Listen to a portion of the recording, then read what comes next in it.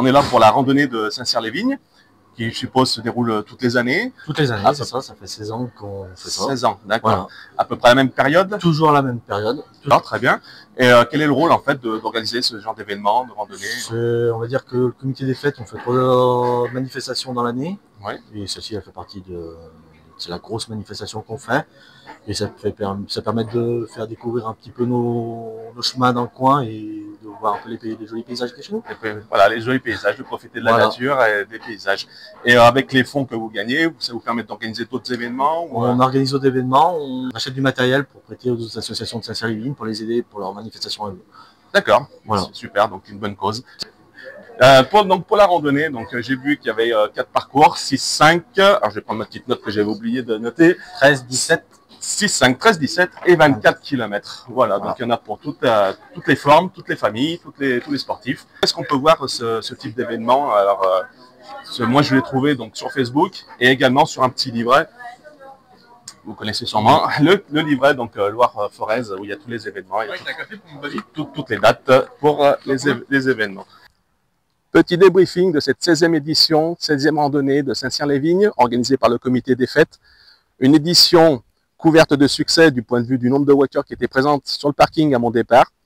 Pour vous, on a mouillé le maillot, on a parcouru le sentier des 13 km avec une petite boucle sur le 17 km où j'ai dû louper un petit panneau. Le sentier était pourtant bien balisé. Ceci dit, les familles peuvent parcourir largement le sentier en toute sécurité.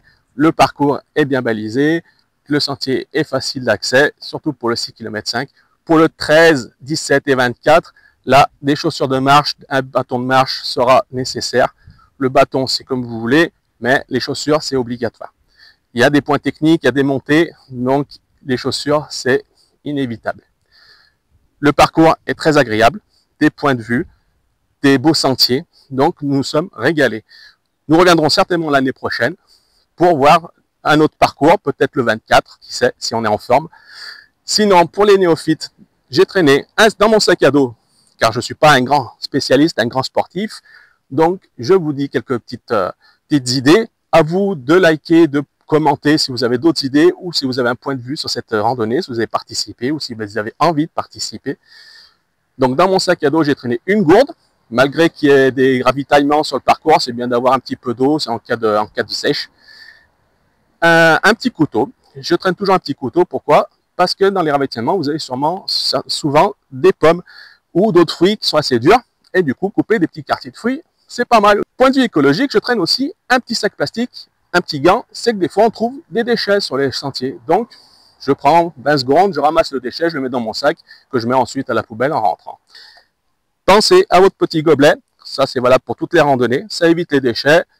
C'est utilisable à chaque randonnée. Il suffit de le laver et vous pouvez le réutiliser. Donc ça, pensez-y. Pour le café le matin qui est souvent offert, comme ici. Et d'ailleurs, pour les ravitaillements, donc le ravitaillement était offert, mais il y avait également le repas de midi. Donc vous pouvez, des fois, pour quelques euros, faire la randonnée, profiter du panorama et manger un petit bout à la fin du parcours. C'est pas mal. Où trouver ces randonnées? Eh bien, vous avez, comme je l'ai dit, le petit livret que vous pourrez trouver en mairie ou certainement en office de tourisme, où vous avez tous les événements dedans, les randonnées, les dates, les tarifs et les autres événements aussi qui se déroulent dans la Loire. Voilà, donc je crois que j'ai terminé. Je suis prêt, je suis chaud pour la prochaine randonnée.